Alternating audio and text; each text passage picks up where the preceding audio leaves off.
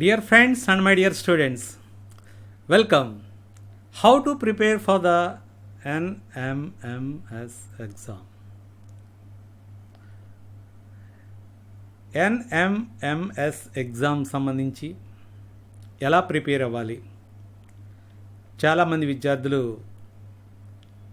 ఈ యొక్క NMMS scholarship సంబంధించి పొందడం కోసం బాగా ప్రిపేర్ అవుతున్నారు. ఇప్పటికీ సుమారు దేశవ్యాప్తంగా 1,00,000 మందికి ఈ స్కాలర్షిప్ రావడం జరుగుతుంది. మన రాష్ట్రానికి సంబంధించి సుమారు 7,000 మంది వరకు ఉంటారు. How to get this scholarship? NMMS, national means come merit scholarship. Only government school students only eligible. ఎవరైతే ప్రభుత్వ పాఠశాలలో చదువుతున్నారో వారికి మాత్రమే ఈ స్కాలర్షిప్ రావడం మంచి పరిణామం. చక్కగా మీరు, ఎందుకంటే ప్రభుత్వ పాఠశాలలో చదివే పిల్లలు సాధారణంగా పేద తరగతి, మధ్య తరగతి పిల్లలు ఉంటారు.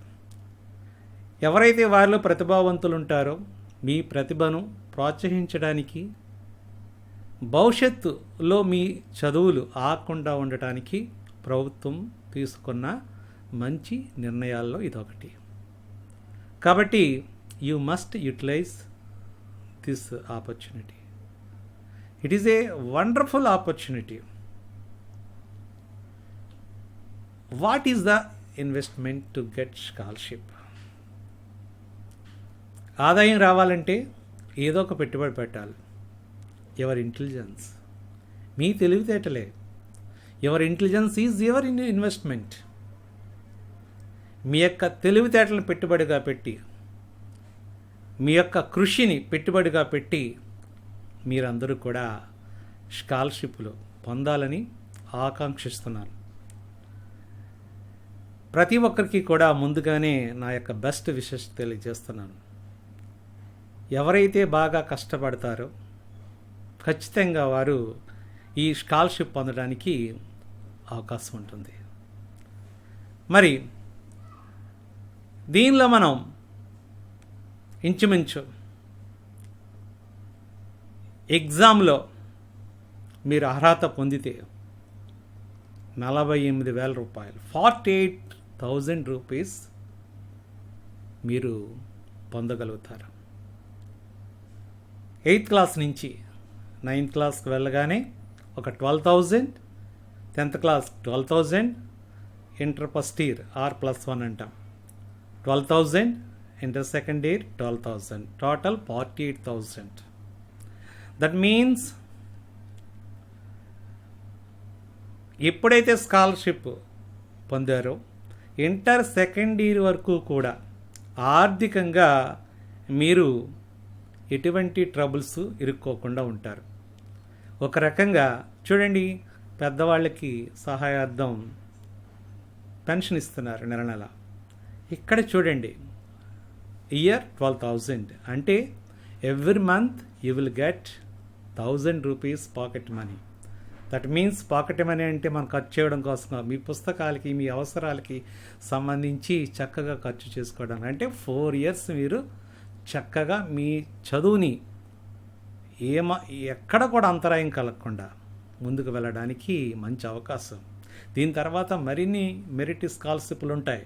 ఎప్పుడైతే మీరు 1 time ఈ స్కాలర్షిప్ కానీ అందుకోగలిగారో నెక్స్ట్ ఆటోమేటిక్గా మీరు ప్రతిదీ కూడా మీరు పొందటానికి ఆ యొక్క స్థైర్యం వస్తుంది. First of all you must maintain self confidence. ఆత్మస్థైర్యమే బలం. నేను I will get NMS scholarship అనుకోవాలి, నేను ఖచ్చితంగా పొందుతాను, ఆ కాన్ఫిడెన్స్ నాకుంది అని మీలో ప్రతి ఒక్కరిలోనూ ఉండాలి. అప్పుడే మీరు ఖచ్చితంగా స్కాలర్షిప్ని పొందగలుగుతారు. పోటీ, కాంపిటీషన్ ఈజ్ ద కామన్. పోటీ అనేది ఉంటుంది. పోటీలో నెగ్గుకొచ్చేవాడే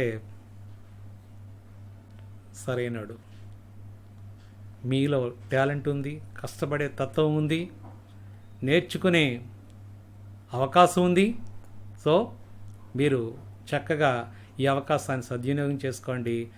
గ్యారంటీగా NMMS ఎగ్జామ్ సంబంధించి రాస్తారు, స్కాలర్షిప్ పొందుతారు. I will with you. What is ఏం చదవాలి? Best 6th class, 7th class and your running class 8th class. ఎక్కువగా మీరు ప్రీవియస్ ఏదైతే చదివారో లాస్ట్ ఇయర్ 7th క్లాస్, అంతకుముందు 6th క్లాస్, అంటే ఈ 2 క్లాసులకు సంబంధించి subject mathematics, general science and social studies. ఈ 3 ముఖ్యంగా. మ్యాథమెటిక్స్ లెక్కలు, మనకి సామాన్య శాస్త్రం, అలాగే సాంఘిక శాస్త్రం. ఈ 3 మనకి ప్రధానం. 6-7 తరగతుల్లో మొత్తం మీరు చదివిన సిలబస్ ఉంటుంది. మరి 8th క్లాస్కి వచ్చేటప్పటికి ఇప్పటి వరకు, అంటే ఉదాహరణకి నవంబర్ వరకు, నవంబర్లో ఎగ్జామ్ జరగబోతుంది కాబట్టి నవంబర్ ముందు వరకు ఉండే సిలబస్ మాత్రమే ఉంటుంది. సో మీరు ఆల్రెడీ 6th, 7thలో మెరిట్ క్యాండిడేట్సే, అందుకే కదా అప్లై చేశారు. ఎగ్జామ్ రాయడానికి 50% మీకు ఎలిజిబిలిటీ ఉండాలి. అంటే already you are merit students, బాగానే చదివారు. ఇప్పుడు ఇంకా బాగా చదవాలి. చదివితే NMS ఎగ్జామ్ సంబంధించి మీరు తప్పకుండా స్కాలర్షిప్ పొందడం ఖాయం. మరి 6th, 7th, 8th క్లాస్ సంబంధించి ఎలా ప్రిపేర్ అవ్వాలి అది బాగా తెలుసుకోవాలి. ముఖ్యంగా most of students following guide follow అవుతున్నారు. ఓకే, ఎందుకంటే బిట్స్ ఎలాగిస్తారో అవన్నీ కూడా దాంట్లో ఉంటాయి. Number of bits 1000 of bits ఉంటాయి. అయితే ఇక్కడ ఒక విషయం గమనించాలి. ఎన్ని గైడ్స్ వచ్చినా, ఎన్ని మోడల్ పేపర్స్ వచ్చినా, the questions coming from text book. ఆ విషయం గమనించాలి. టెక్స్ట్ బుక్ నుంచే వస్తాయి. కాబట్టి ఎవరైతే టెక్స్ట్ బుక్ బాగా చదువుతారో, ఇది వరకు చదివారో, గ్యారంటీగా any question you can answer. Any type of question you can answer. Text బుక్లో ఉండే important points, concepts, text book ఒక్కసారి మీరు చదవండి. టెక్స్ట్ బుక్ సంబంధించి ఒకసారి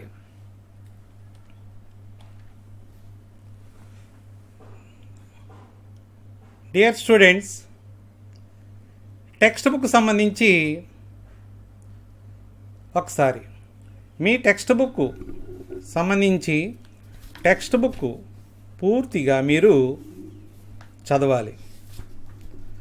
and last at the end of the textbook, so many important points are there.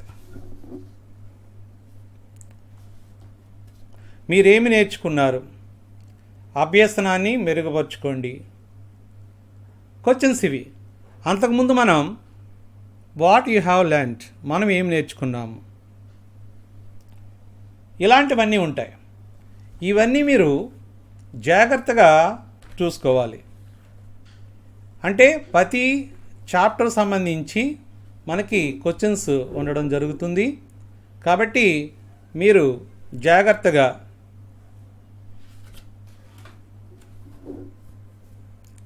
Text బుక్లో ఏవైతే important points ఉన్నాయో, ఎగ్జాంపుల్స్ ఉన్నాయో, అవన్నీ కూడా చక్కగా మీరు చూస్తే టేబుల్స్ ఉంటాయి, మోడల్ ఎగ్జాంపుల్స్ ఉంటాయి. ఇవన్నీ కూడా మీరు చూస్తే ఈజీగా మీరు ఫాలో అవ్వచ్చు. పాయింట్స్ రిమెంబర్ అని ఉంటుంది. ఇవన్నీ కూడా చాలా చక్కగా మినిమం పాయింట్స్ అన్నమాట. ఇవి వచ్చి ఉండాలి మీకు. అలాగే మీ ప్రీవియస్ టెక్స్ట్ బుక్స్ సంబంధించి ఏవైతే ఉన్నాయో అవన్నీ కూడా చాలా జాగ్రత్తగా మీరు చూడండి. ఇలా టేబుల్స్ ఉన్నాయి చూడండి. చక్కగా ఈ టేబుల్స్లో మీరు దీనికి సంబంధించిన క్వశ్చన్ అండ్ ఆన్సర్స్ ఉంటాయి. అలాగే end of the lessons keywords చూడండి. వాట్ వీ హ్యావ్ లెర్న్డ్, ఇలా ఎండింగ్లో లెసన్స్ ఉన్నాయి. ఇవన్నీ కూడా చక్కగా మీరు ఫాలో అవ్వాలి. ఫాలో అయితే మీరు ఏదైనా సరే చక్కగా మీరు ఆన్సర్ చేయగలుగుతారు. సరేనా? మరి ఈ విధంగా మీరు ఫాలో అవుతారని నేను ఆశిస్తున్నాను.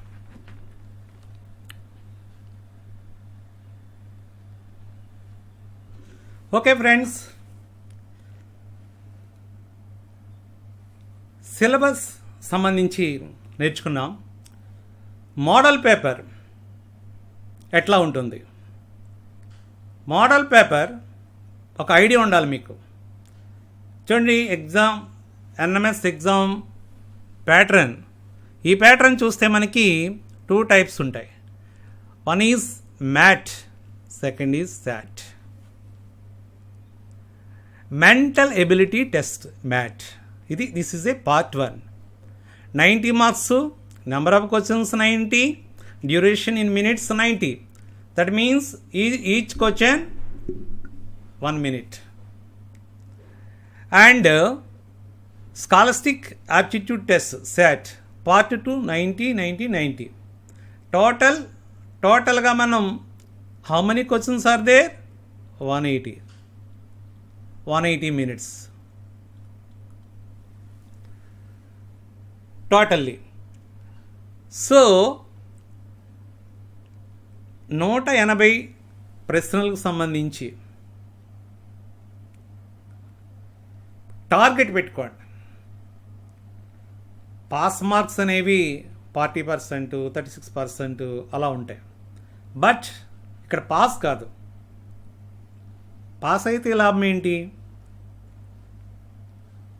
Your goal is scholarship. Scholarship రావాలంటే ఖచ్చితంగా మిగతా వారికంటే 1 మార్క్ ఎక్కువ రావాలి కదా. సో నీవు టార్గెట్ ప్రకారం ఎన్ని రీచ్ అవ్వాలో అన్ని మార్కులు రీచ్ అవ్వాలి. ఇక్కడ మీరు 90 సంబంధించి మెంటల్ ఎబిలిటీ టెస్ట్ గురించి తర్వాత మాట్లాడుకుందాం. First of all, in your syllabus what I have thought, నేను ముందే చెప్పాను మీకు. 6th class mathematics, general science 6 and social studies. 7th class mathematics, 7th class general science and 7th class social studies and 8th class. Here pattern is, in general science 3 parts are there. What? Physics, chemistry, biology. ఇవి భాగాల కింద విభజించారు. 8th class వచ్చేటప్పుడు physical science and biological science ఉంటుంది కదా.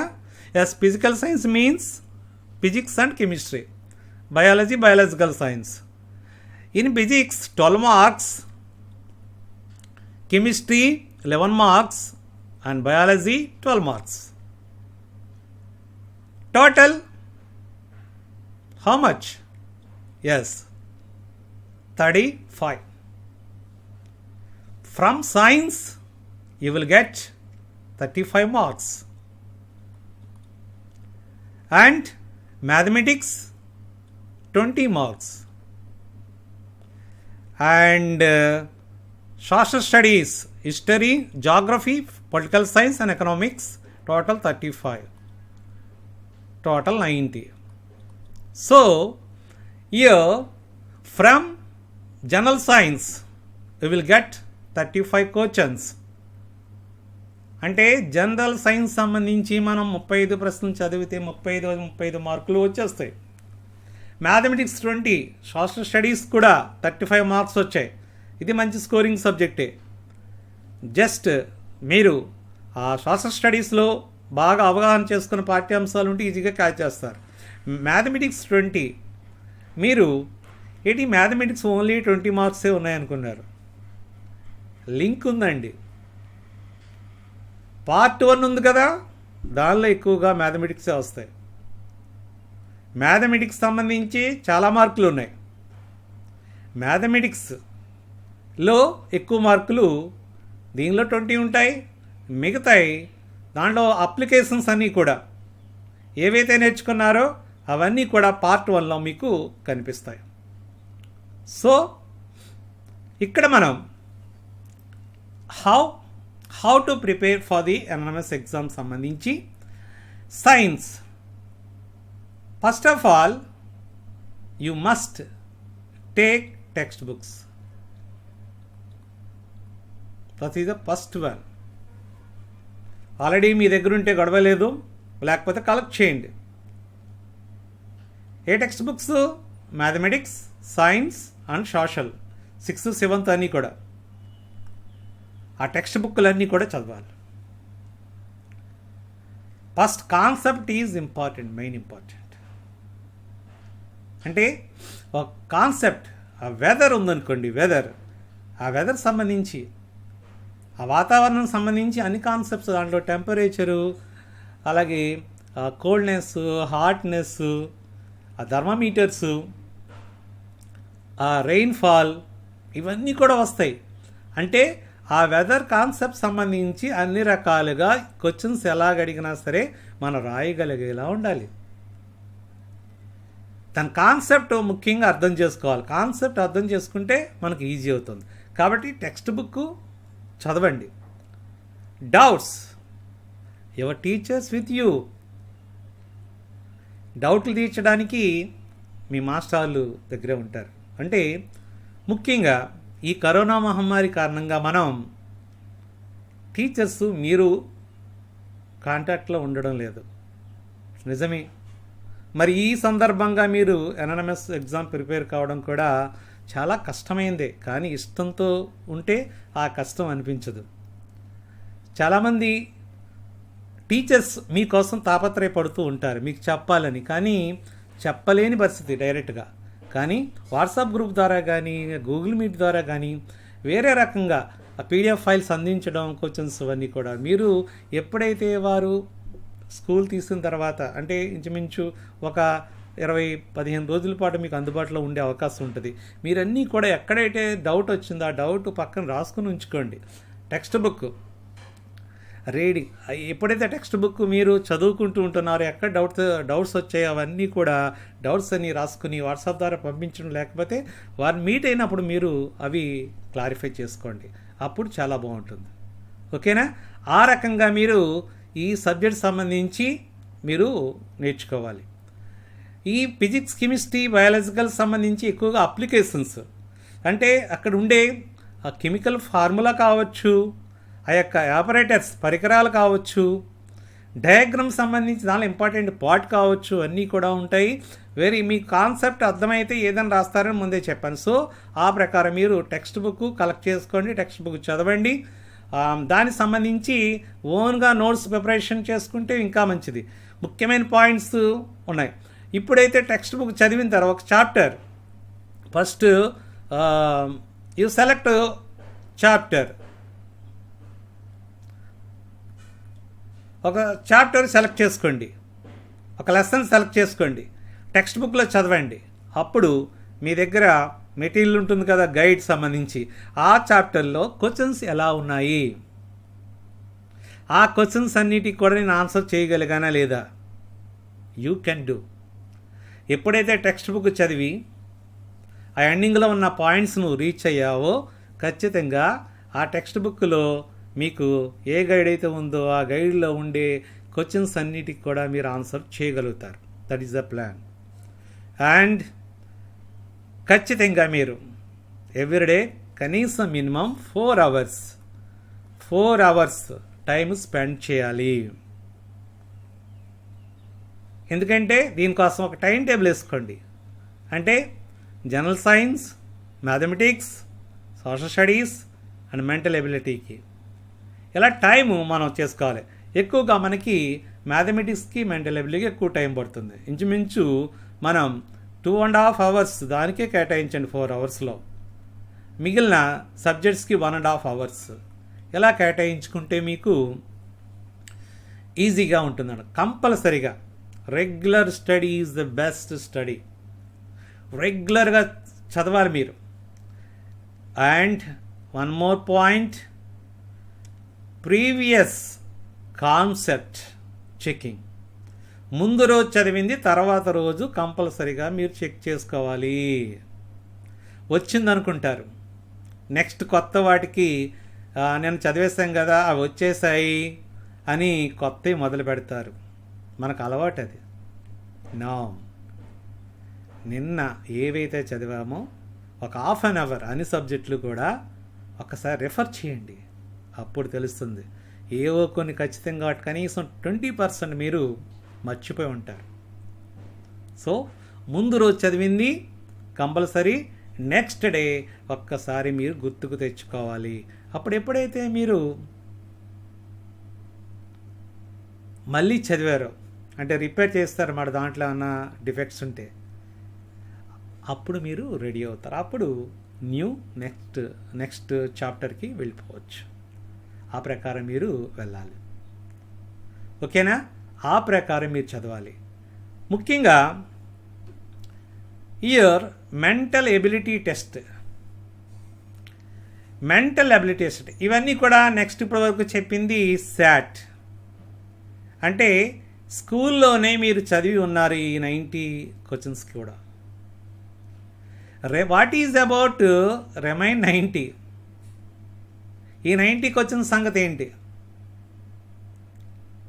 ఒక రకంగా చెప్పాలంటే మీరు ఎప్పుడు కూడా ఇలాంటి క్వశ్చన్స్ ఫేస్ చేసి ఉండలేదు. జనరల్ క్వశ్చన్సే వస్తూ ఉంటాయి మనకి ఎగ్జామ్లో. ఫార్మేటివ్ కావచ్చు, సమ్మేటివ్ కావచ్చు, పబ్లిక్ ఎగ్జామ్ కావచ్చు. కానీ లాజిక్, మీ యొక్క మెంటల్ ఎబిలిటీని టెస్ట్ చేసేది ఇది. మిగతా వారికంటే మీరు ఏ రకంగా ఆలోచిస్తున్నారు, ఒక ప్రశ్నకు సంబంధించి మీరు ఎలా ఆలోచించగలుగుతారు, మెంటల్ ఎబిలిటీ టెస్ట్ చెప్తుంది. డిఫరెంట్గా ఉంటుంది, కానీ ఇంటర్లింక్ విత్ యువర్ లెసన్స్. అలాగని మెంటల్ ఎబిలిటీలో 50% అవుట్ ఆఫ్ కాదు, 50% అవుట్ ఆఫ్ ఉంటాయి మీకు తెలియనివి, 50% మీకు తెలిసినవి. అంటే సిలబస్లో ఉండే మ్యాథ్స్, సైన్స్, సోషల్ స్టడీస్ సంబంధించి ఏవైతే కాన్సెప్ట్స్ ఉంటాయో అవన్నీ కూడా దీంట్లోకి వస్తాయి మళ్ళీ. అంటే కంట్రీలో స్టేట్స్ కావచ్చు, లేకపోతే క్యాపిటల్స్ కావచ్చు, లేదా ఆపరేటర్స్ కావచ్చు. ఈ విధంగా రకరకాల అన్నీ కూడా ఇంటర్లింక్గా ఉంటాయి. అవన్నీ కూడా మనం జాగ్రత్తగా ఆలోచించి చేయవలసినవి. ఒక్కసారి మోడల్ పేపరు చూపిస్తాను, దాన్ని బట్టి మీకు అవగాహన వస్తుంది మెంటల్ ఎబిలిటీ ఎలా ప్రిపేర్ అవ్వాలన్నది. Let us go.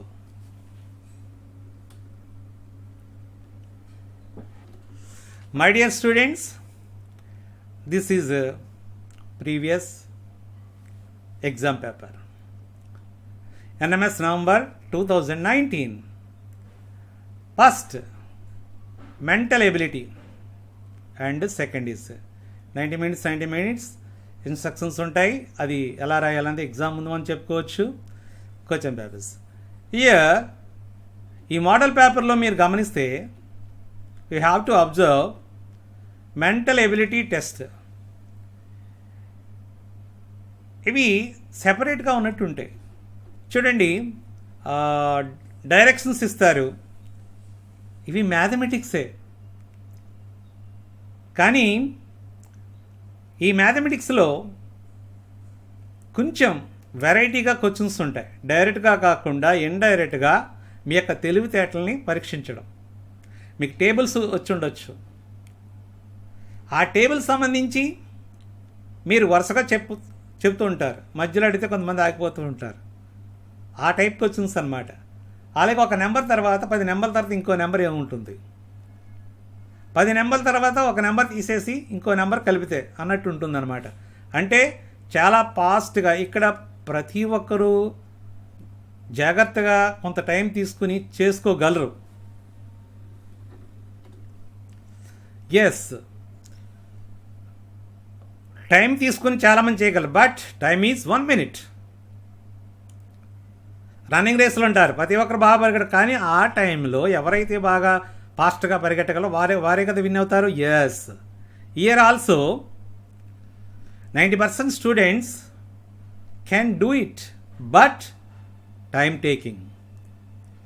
ఎవరైతే ఫాస్ట్గా చేయగలుగుతారో, ఎవరైతే బాగా వెంటనే ఆలోచించగలుగుతారో వాళ్ళే వీరులు ఇక్కడ. ఇలా మనకి మ్యాథమెటిక్స్ సంబంధించి చెప్పాను కదా, అక్కడ 20 మార్క్సే, కానీ ఇక్కడ చాలా క్వశ్చన్స్ మనకి కనిపిస్తున్నాయి. అలాగే అప్లికేషన్స్ అనమాట, వెరైటీ అప్లికేషన్స్. ఏవైతే మ్యాథమెటిక్స్లో ఫార్ములాస్ నేర్చుకున్నారో అప్లికేషన్స్ సంబంధించి వెరైటీ ఫార్ములా అవన్నీ కూడా దీంట్లో మనకి రావడం జరుగుతుంది. అండ్ యువర్ సైట్, మీ యొక్క చూపు ప్రధానమైంది. వెరైటీగా ఇవన్నీ కూడా వెరైటీగా ఉంటాయి క్వశ్చన్స్ అన్నీ కూడా, అవన్నీ కూడా మనం చేయగలుగుతాం ఈజీయే. అంటే ఫజిల్స్ రూపంలో ఉంటాయి. మీరు నేర్చుకున్న దానిలో రకరకాల సింబల్స్, ట్రయాంగిల్స్ ఇచ్చి, రెక్టాంగిల్, స్క్వేరు ఇవన్నీ ఇచ్చి, దాంట్లో నెంబర్స్ ఇచ్చి గజిబిజి గందరగోళంగా ఉన్నటువంటి ఫస్ట్ టైం చూస్తే, కానీ మీరు ఒక్కసారి మైండ్ పెడితే గ్యారంటీగా మీరు చేయగలరు. ఓకే, సో మ్యాథమెటిక్స్ పరంగా ఇలాగ మనకి నెంబర్ ఆఫ్ క్వశ్చన్స్ ఇవ్వడం జరుగుతుంది. నెక్స్ట్ 40 క్వశ్చన్స్ ఉన్నాయి, చూసారా? అంటే మీ యొక్క లెక్కల సంబంధించి బుర్ర, మీ యొక్క మైండ్ ఫాస్ట్గా చేస్తే 40 మార్క్స్ దీంట్లో ఉన్నాయన్నమాట. నెక్స్ట్ 41 to 50 ఇవి జనరల్ అనమాట. ఇవి జనరల్గా తెలుసుకోవడం, ఒక ఆటకు సంబంధించి, ఒక గేమ్ సంబంధించి. గేమ్స్ హౌ మనీ ప్లేయర్స్ ఉంటారు, ఎంతమంది ఉంటారు, గ్రౌండ్ పేరేంటి, దేంతో ఆడతారు, అలాగే ఒక బుక్ ఎవరు రాశారు, లేకపోతే ఒక స్లేట్ ఉంటుంది, దానికి రిలేషన్ ఏంటి, రిలేషన్షిప్ సంబంధించి కొన్ని క్వశ్చన్స్ ఉంటాయి. ఇవి కూడా చాలా జనరల్గా ఉంటాయి, లాజికల్ థింకింగ్ ఉంటుంది. అన్ని జనరల్ చూడటానికి హాస్పిటల్, డాక్టరు, స్కూలు ఇవన్నీ కూడా చెప్పుకుందాం మనం. వెరైటీ ఇవన్నీ కూడా వెరైటీగా ఉంటాయన్నమాట. ఒక చిన్న ఎగ్జాంపుల్ నేను చెప్తాను. ఇక్కడ చూడండి, ఇక్కడ hospital, doctor, school. Hospital, doctor, ఇక్కడ ఈ ఫస్ట్ 2 wordsకి రిలేషన్ ఏంటి? హాస్పిటల్లో డాక్టర్ ఉంటారు, ఇది ముందు గమనించి. హాస్పిటల్ అనగానే నెక్స్ట్ స్కూల్ సంబంధించి lesson, teacher, black board, book. ఈ 4 ఆప్షన్స్, కానీ 4 మనకు స్కూల్లో ఉంటాయి. లెసన్ ఉంటుంది, టీచర్ ఉంటారు, బ్లాక్ బోర్డ్ ఉంటుంది, బుక్ ఉంటుంది. కానీ ఇక్కడ రిలేషన్ ఏంటి? ఇక్కడ ఇచ్చేటప్పుడు హాస్పిటల్లో డాక్టర్ ఉంటారు, స్కూల్ ఎవరు ఉంటారు? టీచర్. ఇది మనకు కావాల్సింది. బ్లాక్ బోర్డ్ ఉంటుంది, బుక్ ఉంటుంది, లెసన్ ఉంటుంది కాదు. అంటే ఆ ఫస్ట్ 2 words రిలేషన్స్ మనకు తెలిసినట్లయితే మిగతాది మీరు చేయగలరు అనమాట. ఆ విధంగా మీకు తెలిసినవే కొన్ని వర్డ్స్ ఉంటాయి, దీనికి సంబంధించి మీకు దానికి సంబంధించిన నాలెడ్జ్ ఉండాలి. అంటే ఆ ఇన్స్టిట్యూషన్స్లో, స్కూల్లో ఎవరుంటారు, ఏ వర్క్ జరుగుతుంది, హాస్పిటల్లో ఎలా ఉంటాయి, ఒక రైల్వే స్టేషన్లో ఎవరెవరు ఉంటారు, అలాంటివన్నీ కూడా మీకు జనరల్గా ఆలోచించవలసి ఉంటుంది ఇక్కడ. ఓకే, నెక్స్ట్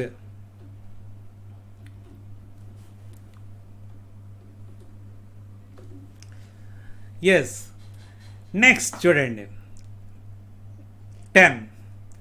నెక్స్ట్ 10 ఇలా ఉంటాయి. Have you ever seen? ఈ టైప్ ఎప్పుడన్నా మీరు చూసారా? ఇప్పుడు చేయాలి.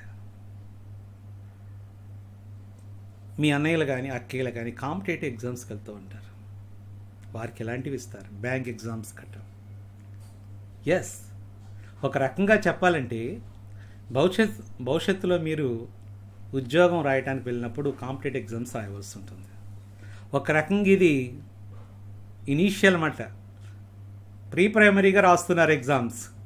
ఒక రకంగా మీకు ఒక ఐడియా ఉంటుంది. ఎప్పుడైతే ఐడియా ఉందో నెక్స్ట్ 9th క్లాస్ నుంచే మీరు కాంపిటేటివ్ ఎగ్జామ్ అలవాటు పడతారు. మంచి అవకాశం ఇది, గ్రేట్ ఆపర్చునిటీ అని ముందే చెప్పాను మీకు. మంచి సువర్ణ అవకాశం ఇది. ఈ అవకాశాన్ని సద్వినియోగం చేసుకోవాలి. ఎప్పుడైతే ఒక ఐడియా స్కాలర్షిప్ వచ్చినా రాకపోయినా సరే మీ ఫ్యూచర్కి చాలా చాలా ఉపయోగకరమైంది. మీరు కష్టపడితే గ్యారెంటీగా స్కాలర్షిప్ వస్తుంది.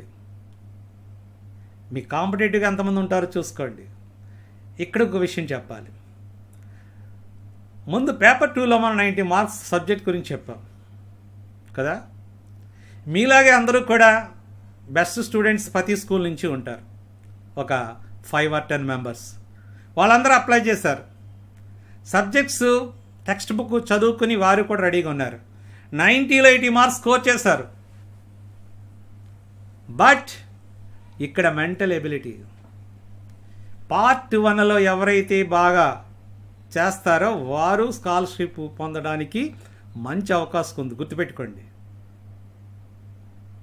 మళ్ళీ చెప్తున్నాను, పార్ట్ 2లో మన సబ్జెక్ట్సే ఉన్నాయి. ప్రతి స్కూల్లో ప్రతి ఒక్కరు చదువుతారు. గ్యారంటీగా 90కి 60 నుంచి 70 లేదా 70 నుంచి 80 మార్క్స్ ఖచ్చితంగా తెచ్చుకుంటారు. అంటే వారికి మీకు ఇంచుమించు 5 or 4 మార్క్స్ డిఫరెన్స్ ఉండొచ్చు అంతే. కానీ ఇప్పుడు ఎవరైతే మెంటల్ ఎబిలిటీలో ఎక్కువ మార్కులు స్కోర్ చేయగలుగుతారో వారే విన్నర్.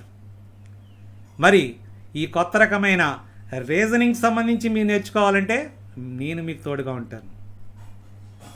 సాధ్యమైనంత రీజనింగు నేను యూట్యూబ్ ద్వారా అందించడానికి ప్రయత్నం చేస్తాను. ఓకేనా. మిగతా సబ్జెక్ట్స్ అనేవి మీరు మీ యొక్క టీచర్ సహాయంతో, ప్రతి టీచరు కూడా ఆ యొక్క సబ్జెక్ట్ చెప్తారు కాబట్టి పర్వాలేదు. ఈ మెంటల్ ఎబిలిటీకి సంబంధించి మీకు యూట్యూబ్ ద్వారా సాధ్యమైనన్ని పాఠ్యాంశాలు అందించడానికి ప్రయత్నం చేస్తాను. మీరు చేయవలసిందల్లా నా యూట్యూబ్ ఛానల్ సబ్స్క్రైబ్ చేయడమే, అంతే. అలాగే నోటిఫికేషన్ రావడానికి బెల్ ఐకాన్ ప్రెస్ చేసినట్లయితే ఖచ్చితంగా మీరు యూట్యూబ్ ఛానల్లో నేను చేయగానే ఆ వీడియో మీరు నోటిఫికేషన్ ద్వారా అందుతుంది, వెంటనే మీరు చూడగలుగుతారు. సరే, ఇక్కడ మనం ఈ రకమైన రీజనింగ్ మనం చేయగలగాలి. ఇది కూడా ఒక్కసారి మనం మైండ్ పెడితే ఇవి కూడా ఈజీగా చేసేయచ్చు. పెద్ద మనం కష్టమైనవి కాదు, చూడటానికి చాలా ఆసక్తిగా ఉంటాయి, కానీ ఫాస్ట్గా చేయాలి. దాంట్లో ట్రిక్స్ అండ్ టిప్స్ ఉంటాయి, ఐ విల్ టెల్. ఓకేనా. సో ఇవన్నీ కూడా ఎవరైతే ఈ రీజనింగ్, కొత్త రకమైన రీజనింగ్ ఉందో, ఈ రీజనింగ్ మీకు భవిష్యత్తు ఫ్యూచర్లో కూడా చాలా చాలా బాగా ఉపయోగపడుతుంది. కాబట్టి ఇది నేర్చుకోవడానికి బాగా ట్రై చేయండి. I will help you. చూసారా, ఇవన్నీ రీజనింగే. మిగతా అన్నీ కూడా ప్రాబ్లం ఫిగర్స్ ఉంటాయి, ఆన్సర్ ఫిగర్ చేయాలి, ఎలా చేస్తే బాగుంటుంది అనేది ఉంటుంది. చక్కగా మీరు నోట్స్ పెట్టుకోండి. దీనికి వేరేగా మెంటల్ ఎబిలిటీకి వేరేగా నోట్స్ పెట్టుకోండి. నోట్స్ పెట్టుకుంటే దానిలో మీరు ఉంటాయన్నమాట. డయాగ్రామ్ చూస్తూ చక్కగా దీన్ని ఆన్సర్ చేయడానికి అవకాశం ఉంటుందన్నమాట. ఇలాగ స్పేస్ ఇస్తారు, లాస్ట్లో మీరు చేయవలసి ఉంటుంది. అర్థమైంది కదా. డియర్ ఫ్రెండ్స్, ఫస్ట్ టైం మీకు బెస్ట్ విషెస్ చెప్తున్నాను. మీరు జాగ్రత్తగా చదివినట్లయితే మీ యొక్క టీచర్ సహాయం తీసుకోండి, మీకు చక్కగా ఉపయోగపడతారు వారు. అలాగే ఏదైతే మీకు స్కూల్లో చెప్పలేని అంశాలు ఉన్నాయో, ముఖ్యంగా రీజనింగ్ సంబంధించి నేను ఎప్పటికప్పుడు యూట్యూబ్లో నా యొక్క ఛానల్లో మీకు పోస్ట్ చేయడం జరుగుతుంది. అలాగే ఈ వీడియోల్ని మీరు మీతో పాటు మీ యొక్క స్నేహితులకి షేర్ చేయండి. చక్కగా మీ ఫ్రెండ్స్, రిలేటివ్స్ వారికి షేర్ చేస్తే, ఎవరైతే ఈ వీడియో చూస్తారో, ముఖ్యంగా టీచర్స్ కానీ పెద్దవారు కానీ, మీకు తెలిసిన విద్యార్థులకి షేర్ చేసినట్లయితే వారికి చాలా బాగా ఉపయోగపడుతుంది. సో ఫస్ట్ ఆఫ్ అందరూ కూడా మళ్ళీ రిక్వెస్ట్ చేస్తున్నాను, ఛానల్ సబ్స్క్రైబ్ చేయండి. అలాగే మీ యొక్క అభిప్రాయాలు కామెంట్స్ రూపంలో కామెంట్స్ బాక్స్లో చేయండి. ఏదైనా డిస్క్రిప్షన్ నేను సంబంధించి ఏమైనా ఉండాలంటే ఈ డిస్క్రిప్షన్ బాక్స్లో ఇవ్వడం జరుగుతుంది లింకులు. అలాగే ఇంకొకటి ఏంటంటే, ఆల్రెడీ ఈ రీజనింగ్ సంబంధించి కొన్ని వీడియోలు ముందుగానే చేయడం జరిగింది లాస్ట్ ఇయర్. వాటిని కూడా డిస్క్రిప్షన్ బాక్స్లో లింక్ రూపంలో ఇస్తాను, వాటిని యూజ్ చేసుకోండి. చాలా బాగా మీకు ఉపయోగపడతాయి. చాలామంది ఈ యొక్క వీడియోలు నార్త్ సైడ్ కూడా యూజ్ చేసుకున్నారు స్టూడెంట్స్. వారందరికీ కూడా ధన్యవాదాలు. Thank you very much.